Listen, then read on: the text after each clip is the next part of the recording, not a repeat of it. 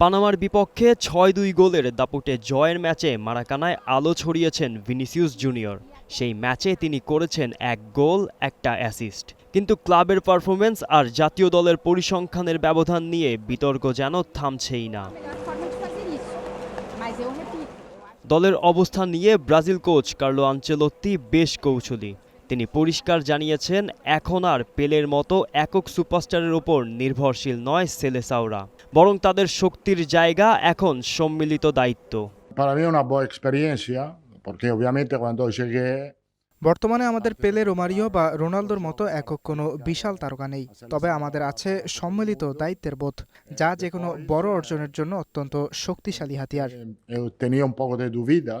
জাতীয় দলের জার্সিতে ৪৭ ম্যাচে মোটে ৮ গোল আর ৭ অ্যাসিস্ট ভিনির সঙ্গে মানানসই নয় মোটেও।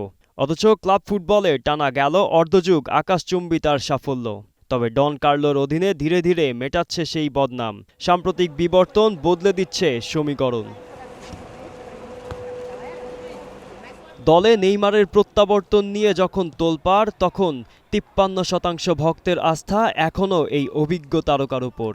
কিন্তু নেইমারের বারবার ইনজুরি আর শারীরিক লড়াইয়ের কারণে দলের মূল ভরসার নাম ভিনিসিয়াস জুনিয়র। মরক্কো, হাইতি ও স্কটল্যান্ডকে নিয়ে গড়া গ্রুপ সিতে ব্রাজিলের অগ্নি পরীক্ষা শুরু হচ্ছে আগামী ১৩ জুন মরক্কোর বিপক্ষে ম্যাচ দিয়ে। রিয়ালে টানা ৫-৬ বছরের আকাশচুম্বী সাফল্যের পর ভিনিসিয়াস এখন প্রস্তুত তার ক্যারিয়ারের সবচেয়ে বড় চ্যালেঞ্জ নিতে। কেবল ব্যক্তি নয়, বরং দলীয় কাঠামোতে নিজেকে মানিয়ে নেওয়ার লড়াইয়ে ভিনিসিয়াস এখন অনেক বেশি পরিণত। মরক্কো, হাইতি ও স্কটল্যান্ডকে নিয়ে গড়া গ্রুপ সিতে ব্রাজিল কি পারবে তাদের সেই পুরনো দাপট দেখাতে?